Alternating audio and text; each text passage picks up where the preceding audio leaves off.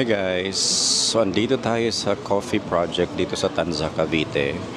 Ayan, medyo malakas, hindi siya medyo, malakas yung ulan sa labas as in, pati yung hangin malakas din. Kaya yung ibang tao parang dito sa may coffee project sumilong. Ayan, so first time ko dito sa Tanza na branch nila. And ayun, cute pa rin naman yung space nila kasi nga gano'n naman talaga yung design ni coffee project, diba? Sige, ipakita ko sa inyo, wait lang.